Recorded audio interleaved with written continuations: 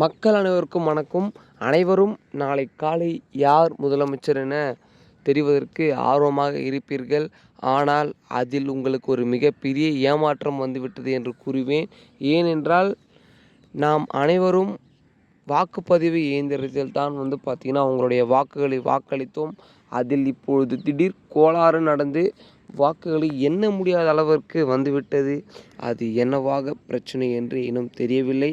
இதனையடுத்து இது இன்றைய நாளைக்குள் தீர்வு செய்யவில்லை என்றால் நாளை முடிவுகள் பார்த்திங்கன்னா தள்ளி போக வாய்ப்பு இருக்குது.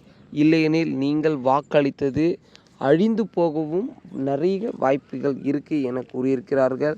இதனையடுத்து இதுபோல் நடந்தால் கண்டிப்பாக அது எந்த தொகுதியோ எந்த ஊரை சார்ந்ததோ அவர்கள் மறுபடியும் எலெக்ஷன் அப்படின்ற ஒரு வார்த்தையை பயன்படுத்தி அவர்களுக்கு மறுபடியும் எலெக்ஷன் நடத்த வாய்ப்பு உள்ளதாக சற்று தகவல்கள் வெளியாகிருக்கு.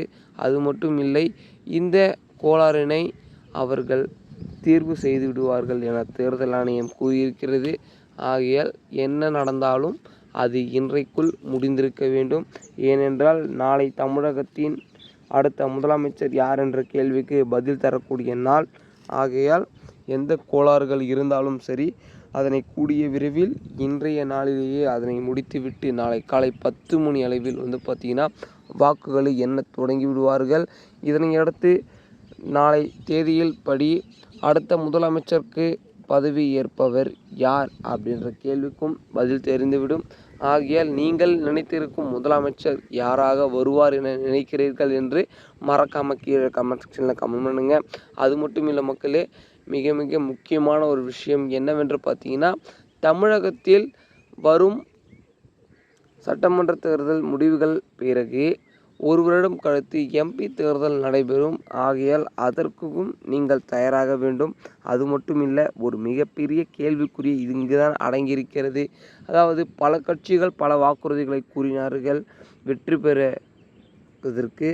ஆனால் வெற்றி பெற்ற பிறகு அக்கட்சியினர் நிறைய பேர் அவ்வாக்குறுதிகளையும் கோரிக்கைகளையும் செயல்படுத்த மாட்டார்கள் என உங்களுக்கே தெரியும். ஆகையால் இம்முறை அதேபோல் விடாதீர்கள். யார் வெற்றி பெற்றாலும் சரி, அவர்களுடைய வாக்குறுதிகள் என்னவென்று உங்களுக்கு தெரியும். இல்லையெனில் நான் தெரியப்படுத்துகிறேன். அதனை முழுமையாக செயல்படுத்த வேண்டும். அனைத்து கோரிக்கைகளையும் தமிழக மக்களுக்கு கிடைத்திட நான் உதவியாக இருப்பேன்.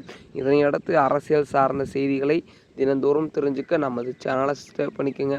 ஓகே மக்கள், அடுத்த வீடியோவில் அடுத்த காணொளியில் சந்திக்கிறேன். நன்றி, வணக்கம்.